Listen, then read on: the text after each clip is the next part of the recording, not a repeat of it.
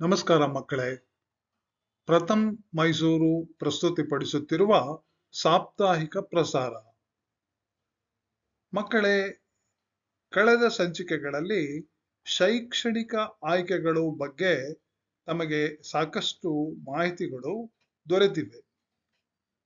ಇಂದಿನ ಸಂಚಿಕೆಯಲ್ಲಿ ಹವ್ಯಾಸಗಳು ಮತ್ತು ಆಸಕ್ತಿಗಳು ಎಂಬ ವಿಷಯದ ಬಗ್ಗೆ ಕೆಲವು ವಿಷಯಗಳನ್ನು ತಿಳಿದುಕೊಳ್ಳೋಣ.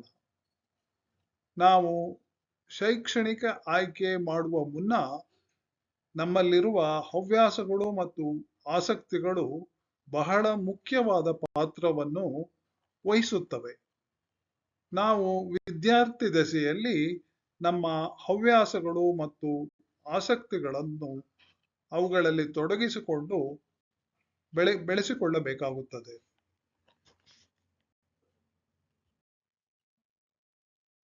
ಆಟಗಳನ್ನು ಆಡುವುದು ಒಂದು ಒಳ್ಳೆಯ ಹವ್ಯಾಸ. ಯಾವುದಾದರೂ ನಮಗೆ ಇಷ್ಟವಾದ ಆಟವನ್ನು ಆಯ್ಕೆ ಮಾಡಿಕೊಂಡು ಅದರಲ್ಲಿ ಪರಿಣಿತಿ ಸಾಧಿಸಬೇಕು.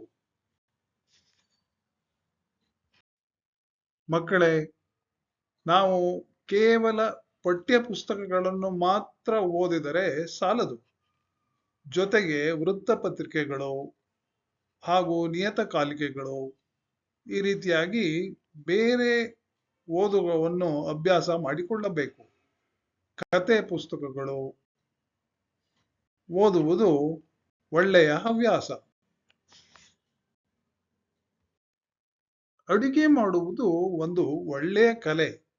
ಬಹುಶಃ ನೀವೆಲ್ಲರೂ ನಿಮ್ಮ ಮನೆಗಳಲ್ಲಿ ನಿಮ್ಮ ತಾಯಂದರಿಗೆ ಅಡುಗೆ ಮಾಡುವುದರಲ್ಲಿ ಸಹಕಾರ ಮಾಡುತ್ತೀರಿ ಎಂದುಕೊಳ್ಳುತ್ತೇನೆ.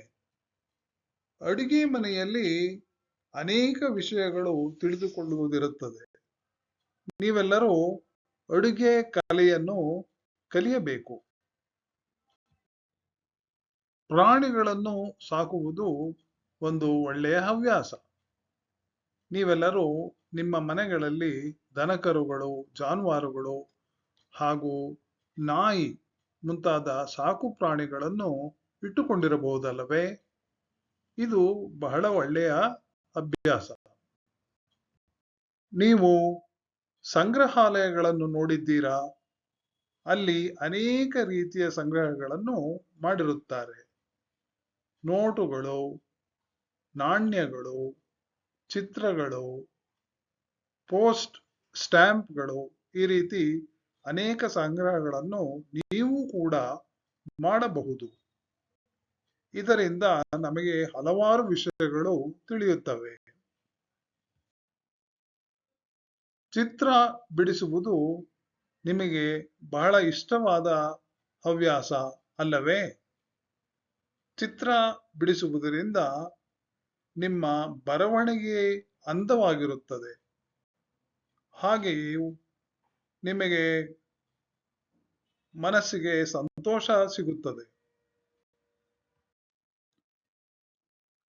ಸೈಕಲ್ ಸವಾರಿ ನಿಮಗೆ ಬಹಳ ಇಷ್ಟ ಅಲ್ಲವೇ? ನಾವು ಸೈಕಲ್ ಮಾಡುವಾಗ ಜಾಗರೂಕರಾಗಿದ್ದು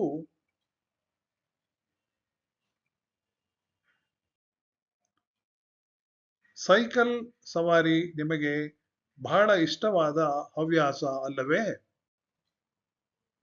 ಆದರೆ ನಾವು ಸೈಕಲ್ ಸವಾರಿ ಮಾಡುವಾಗ ಜಾಗರೂಕರಾಗಿರಬೇಕು.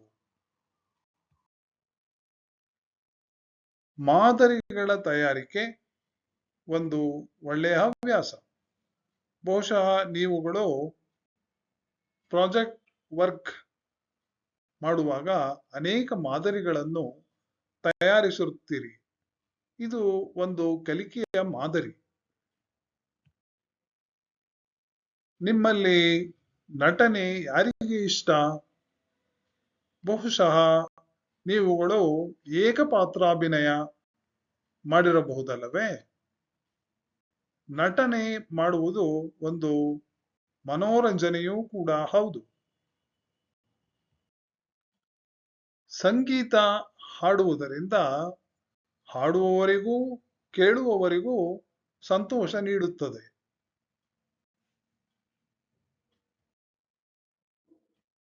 ವಿದ್ಯಾರ್ಥಿಗಳೇ, ನಾವು ಬರವಣಿಗೆ ಅಭ್ಯಾಸವನ್ನು ಮಾಡಿಕೊಳ್ಳಬೇಕು.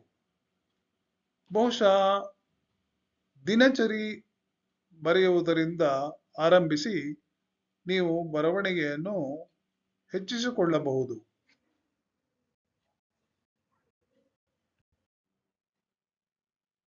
ಚಾರಣ ಎಂದರೆ ಟ್ರೆಕ್ಕಿಂಗ್. ಬಹುಶಃ ಬೆಟ್ಟ ಗುಡ್ಡ ಹತ್ತುವುದು, ಕಾಡು ಹೋಗುವುದು, ಇವುಗಳು ನಿಮಗೆ ಸಂತೋಷ ನೀಡುತ್ತದಲ್ಲವೇ? ನೀವು ದೊಡ್ಡವರಾದಾಗ ಚಾರಣದಲ್ಲಿ ಭಾಗವಹಿಸಬಹುದು. ಸಂಚಾರ ಮಾಡುವುದು ಬಹಳ ಆನಂದದಾಯಕವಾದ ವಿಷಯ. ಬಹುಶಃ ನೀವುಗಳು ಯಾವುದಾದರೂ ದೇವಸ್ಥಾನಗಳು ಅಥವಾ ನಿಮ್ಮ ನೆಂಟರು ಇಷ್ಟರು ಮನೆಗಳಿಗೆ ಸಂಚಾರ ಹೋಗಿರುತ್ತೀರಿ. ಒಂದು ಹೊಸ ಅನುಭವವನ್ನು ನೀಡುವುದರಲ್ಲಿ ಸಂಚಾರ ನಮಗೆ ಅನುಕೂಲ ಮಾಡಿಕೊಡುತ್ತದೆ. ಈಜುವುದು ಒಂದು ಒಳ್ಳೆಯ ಹವ್ಯಾಸ.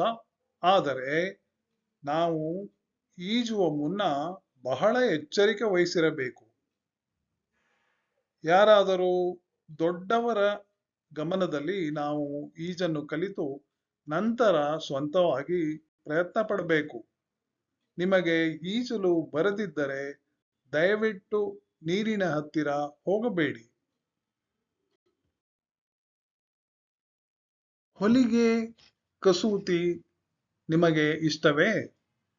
ಬಹುಶಃ ನಿಮ್ಮ ಹಳ್ಳಿಯಲ್ಲಿ ಹೊಲಿಗೆ ಯಂತ್ರಗಳನ್ನು ನೋಡಿರಬಹುದು.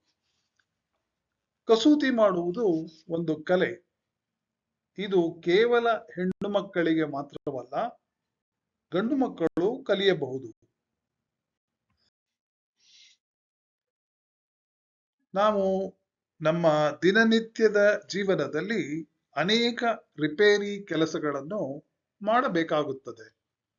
ಅವುಗಳನ್ನು ನಾವು ಅವಶ್ಯವಾಗಿ ಕಲಿತಿರಬೇಕು. ಬಹುಶಃ ಸೈಕಲ್ಗೆ ಪಂಕ್ಚರ್ ಹಾಕುವುದು ಅಥವಾ ಬೇರೆ ಯಾವುದಾದರೂ ಸಣ್ಣ ಪುಟ್ಟ ರಿಪೇರಿಗಳನ್ನು ಮಾಡುವುದನ್ನು ನಾವು ದೊಡ್ಡವರಿಂದ ಕಲಿತುಕೊಳ್ಳಬೇಕು. ನೀವು ಆಕಾಶದಲ್ಲಿ ಹಾರುತ್ತಿರುವ ಪಕ್ಷಿಗಳನ್ನು ನೋಡಿದ್ದೀರಾ? ಅಥವಾ ನಿಮ್ಮ ಸುತ್ತಮುತ್ತಲೂ ಇರುವ ಬೇರೆ ಬೇರೆ ಪಕ್ಷಿಗಳನ್ನು ಗಮನಿಸಿದ್ದೀರಾ? ಅವುಗಳ ಜೀವನ ಬಹಳ ಆಸಕ್ತಿದಾಯಕವಾದ ವಿಷಯವನ್ನು ನಿಮಗೆ ತಿಳಿಸಿಕೊಡುತ್ತದೆ. ಪಕ್ಷಿ ವೀಕ್ಷಣೆ ಒಂದು ಒಳ್ಳೆಯ ಅಭ್ಯಾಸ. ಪಕ್ಷಿಗಳ ವೀಕ್ಷಣೆಯಂತೆ ಆಕಾಶ ವೀಕ್ಷಣೆಯೂ ಒಂದು ಒಳ್ಳೆಯ ಅಭ್ಯಾಸ. ನೀವು ಹೊರಗಡೆ ಬಂದು ವಿದ್ಯುತ್ ಶಕ್ತಿ ಇಲ್ಲದ ಸಮಯದಲ್ಲಿ ಆಕಾಶದ ಕಡೆಗೆ ನೋಡಿದರೆ ನೂರಾರು ನಕ್ಷತ್ರಗಳು ನಿಮಗೆ ಕಾಣಿಸುತ್ತವೆ. ನಕ್ಷತ್ರಗಳಲ್ಲದೆ ನೀವು ಗ್ರಹಗಳನ್ನು ಗುರುತಿಸಬಹುದು.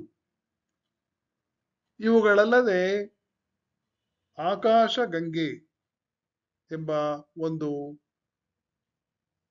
ಗ್ಯಾಲಕ್ಸಿಯನ್ನು ನೋಡಬಹುದು. ಚಂದ್ರನು ಕೂಡ ಕಡಿಮೆಯಾಗುವುದು, ಹೆಚ್ಚಾಗುವುದು ನೋಡಿರುತ್ತೇನೆ. ಆಕಾಶ ವೀಕ್ಷಣೆ ಒಂದು ಒಳ್ಳೆಯ ಹವ್ಯಾಸ.